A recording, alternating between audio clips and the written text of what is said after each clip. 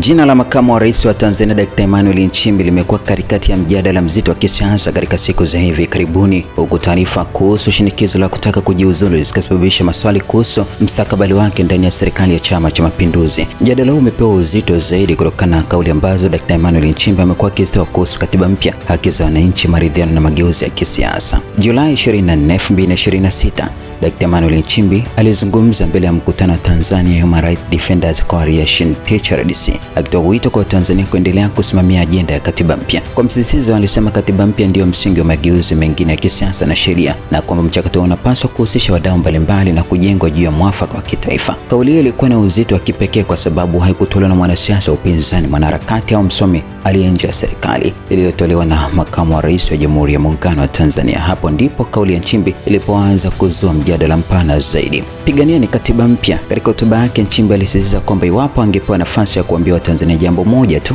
angewataka waendelea kupigania katiba mpya yenye makubaliano ya kitaifa. Kauli hii ilionekana kwenda sambamba na mjadala mpana uliokuwepo nchini kuhusu mageuzi ya kisiasa, uwajibikaji wa taasisi, haki za wananchi na namna ya kujenga mfumo wa kisiasa unaokubalika na wadau wengi.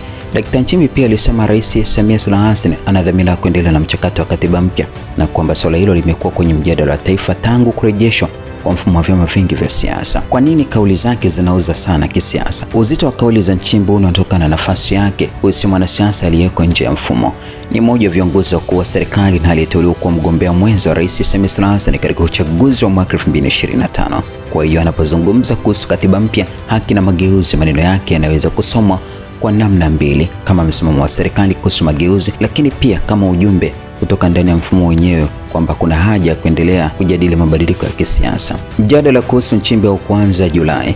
Mapema Agosti, gazeti la Mwanahalisi lilichapisha habari iliyodai kwamba kulikuwa na shinikizo kubwa ndani ya mfumo lililomtaka Nchimbi kujiuzulu. Gazeti hilo lilichapisha kichwa cha habari, Nchimbi agoma kujiuzulu. Kwa mujibu wa taarifa iliyochapishwa na gazeti hilo, Nchimbi alikuwa akikabiliwa na madai ya kutoelewana na uongozi, kutoa kauli zinazozua mjadala na mambo mengine ya kisiasa. Hata hivyo, muhimu kuzingatia ni kwamba taarifa hiyo haikuthibitishwa na Nchimbi mwenyewe. Serikali kupitia idara ya huduma za habari ilisema gazeti hilo lilishindwa kutimiza viwango vya usahihi, mizani na uthibitishaji wa habari. Maelezo pia lilisema gazeti hilo lilitumia picha ya Waziri Paul Makonda, lakini maelezo ya picha yakamtaja Dkt. Nchimbi. Tukio hilo lenyewe limeongeza uzito wa kisiasa katika mjadala kuhusu Nchimbi kwa sababu habari inayohusu uwezekano wa kujiuzulu kwake ndio ilikuwa chanzo cha hatua kali dhidi ya chombo hicho cha habari. Dkt. Emmanuel Nchimbi si mgeni katika ulingo wa siasa. Amehudumu katika nafasi mbalimbali za uongozi ndani ya serikali na CCM na kufikia nafasi ya katibu mkuu wa CCM kabla ya kuteuliwa kwa mgombea mwenza wa rais Daktari Samia Suluhu Hassan katika uchaguzi wa mwaka 2025. Kufika kwake katika nafasi ya makamu wa rais kulimpa nafasi ya kipekee katika uongozi wa serikali ya awamu ya 6, lakini mwaka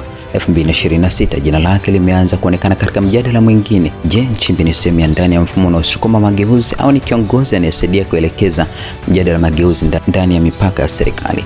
Wakati tukiendelea kuzungumza juu ya habari za Nchimbi, lakini hii leo pia tulipokea taarifa ya moja kwa moja ambayo inadai kiongozi huyo wa ngazi ya juu ndani ya serikali ya Jamhuri ya Muungano wa Tanzania chini ya serikali ya Daktari Samia Suluhu Hassan ametangaza kujiuzulu katika nafasi yake.